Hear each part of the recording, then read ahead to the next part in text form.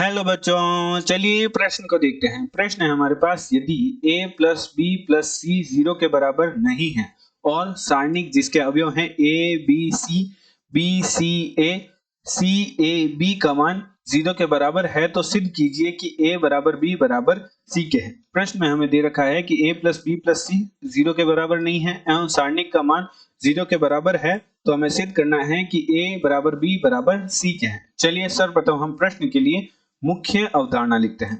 मुख्य अवधारणा में हम किसी सारणिक का प्रसार किस प्रकार ज्ञात किया जाता है उसका अध्ययन करेंगे।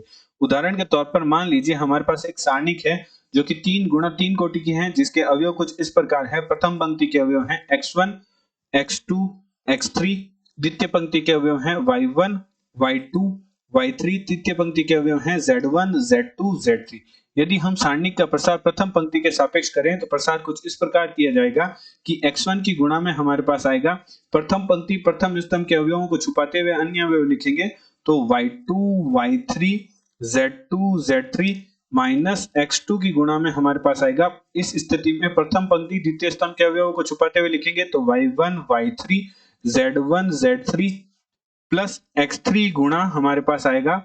इस स्थिति में हम प्रथम पंक्ति तृतीय स्तंभ के अवयवों को छुपाते हुए लिखेंगे y1 y2 z1 z2। तो गुणा कुछ इस प्रकार होगी कि y2 की गुणा z3 से माइनस z2 की गुणा y3 से, y1 की गुणा z3 से माइनस z1 की गुणा y3 से, y1 की गुणा z2 से माइनस z1 की गुणा y2 से। तो प्रसार करने पर हमारे पास सारणिक का मान आएगा x1 गुणा y2 z3 minus y3 z2 minus x2 गुणा y1 z3 minus y3 z1 plus x3 गुणा y1 z2 minus y2 z1। तो इस प्रकार हम किसी भी सारणिक का प्रथम पंक्ति के सापेक्ष प्रसार करते हैं।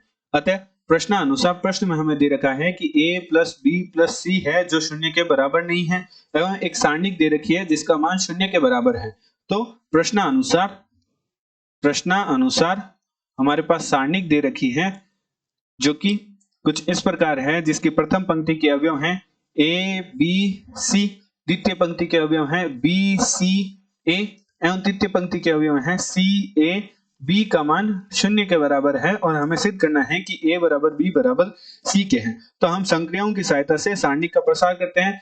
सर्वप्रथम हम प्रयास करते हैं संक्रियाओं की सहायता से कि अधिक से अधिक अवयव शून्य बना सके, जिसके लिए हम संक्रिया लगाते हैं प्रथम पंक्ति पर कि प्रथम पंक्ति प्लस द्वितीय पंक्ति प्लस तृतीय पंक्ति करते हैं, जिससे हमारा a प्लस बी प्लस सी प्रथम पंक्ति में उभयनिष्ठ अवयव बन जाएगा, जिसे हम सारणी के बाहर निकाल लेंगे।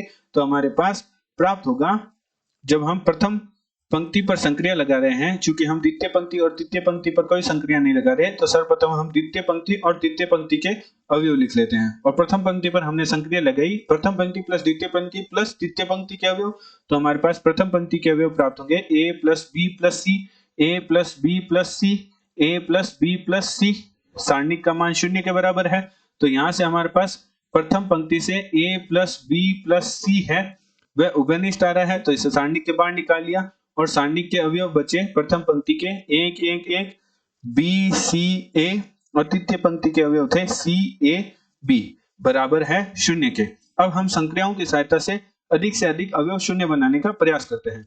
तो हम संक्रिया लगाते हैं, प्रथम स्तंभ पर प्रथम स्तंभ माइनस तृतीय स्तंभ करते हैं और द्वितीय स्तंभ पर द्वितीय स्तंभ माइनस तृतीय स्तंभ करते हैं।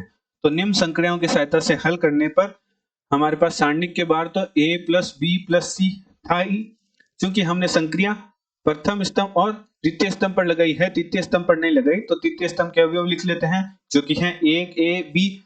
प्रथम स्तंभ पर हमने संक्रिया लगाई प्रथम स्तंभ माइनस तृतीय स्तंभ के अवयव, तो हमारे पास प्राप्त होगा 0 b माइनस a और c माइनस b।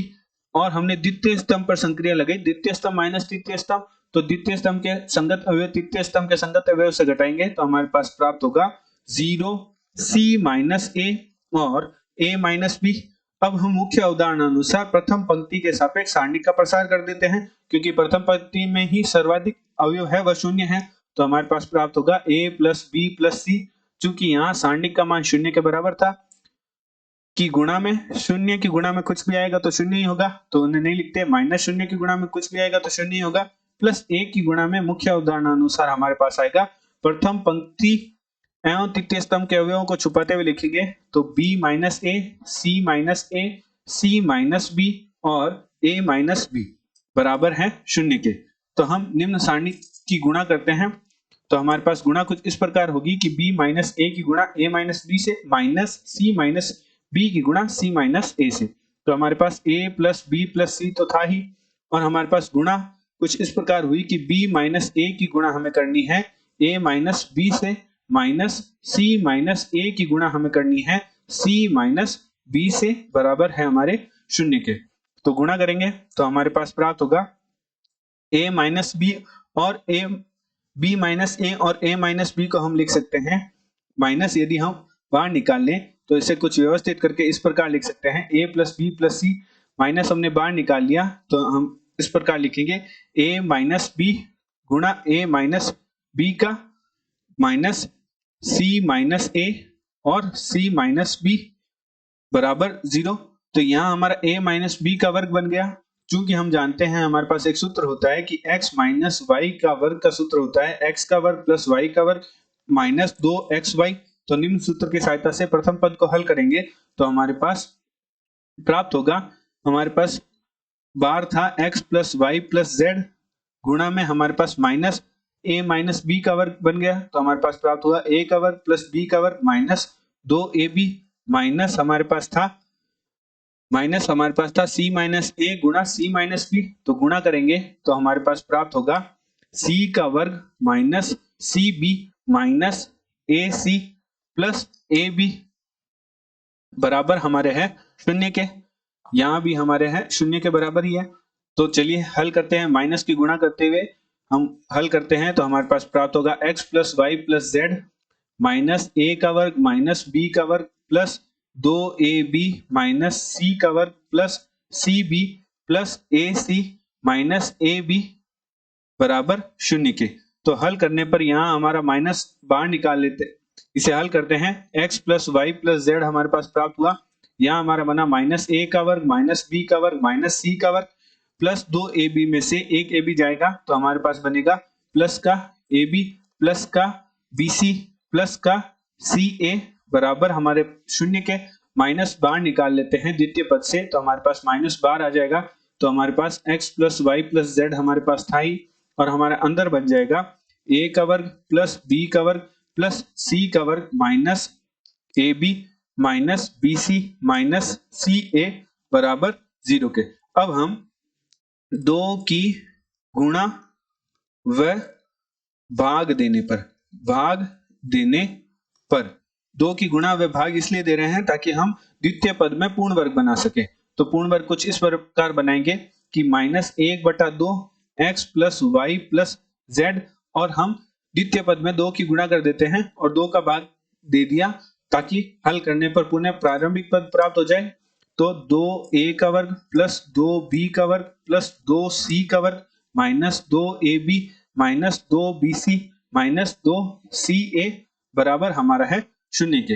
अब यहां से देखिए a का वर्ग 2a का वर्ग दे रखा है, एक a का वर्ग और एक b का वर्ग माइनस 2ab से हमारे पास सूत्र बन जाएगा a माइनस b के पूरे का वर्ग। इसी प्रकार एक a का वर्ग और एक c का वर्ग और माइनस 2ca से हमारा सूत्र बन जाएगा a माइनस c का वर्ग। तो हम निम्न सूत्रों की सहायता से हल करते हैं, द्वितीय जो हमारे द्वितीय पद है उसे हल करते हैं तो हमारे पास द्वितीय पद बन जाएगा। हमारे पास प्रथम पद था जो कि था minus 1/2 a plus B plus C, द्वितीय पद हमारा बन जाएगा a माइनस बी के पूरे का वर्ग, और हमारे पास बन जाएगा b माइनस सी के पूरे का वर्ग, और हमारे पास बन जाएगा c माइनस a के पूरे का वर्ग का मान हमारे पास था 0 के। तो दोनों मान 0 के बराबर है तो ये या तो ये मान 0 के बराबर होगा या ये मान 0 के बराबर होगा। अतः प्रश्नानुसार प्रश्न में हमें दे रखा है कि a प्लस बी प्लस सी है जो 0 के बराबर नहीं है। तो यहां से हम कह सकते हैं कि जो a माइनस बी का वर्ग प्लस b माइनस सी का वर्ग प्लस c माइनस a के पूरे के वर्ग को 0 के बराबर होना पड़ेगा। निम्न पद को 0 के बराबर करने के लिए हमें a माइनस बी के पूरे का वर्ग प्लस b माइनस सी के पूरे का वर्ग प्लस c माइनस a के पूरे के वर्ग को 0 के बराबर होना होगा। तो किन्हीं वर्गों का शून्य के बराबर होना तभी संभव है जब प्रत्येक पद शून्य के बराबर हो। अर्थात हम यहाँ से कह सकते हैं कि a माइनस बी है, a माइनस बी का वर्ग शून्य के बराबर होगा, जिसे हम कह सकते हैं कि a माइनस बी शून्य के बराबर होगा। b माइनस सी है, b माइनस सी के पूरे का वर्ग भी शून्य के बराबर होगा, जहां से हम कह सकते हैं कि b माइनस सी है वह शून्य के बराबर होगा। c माइनस ए का पूरे का वर्ग शून्य के बराबर होगा, जहां से हम कह सकते हैं c माइनस ए शून्य के बराबर होगा। जहां से हमारे पास प्राप्त होगा a बराबर b के, b बराबर c के और c बराबर a के। जहां से हम कह सकते हैं, तीनों समीकरणों से कह सकते हैं कि a बराबर b बराबर c के है। जब a plus b plus c शून्य के बराबर नहीं है तो हमारे पास जो सारणिक का मान शून्य के बराबर तब ही संभव होगा जब हमारा a बराबर b बराबर c के होगा। तो हमने मुख्य उदाहरण की सहायता से सिद्ध कर दिया कि a बराबर b बराबर c के हैं। आशा करते हैं आपको प्रश्न का समझ आया होगा। धन्यवाद।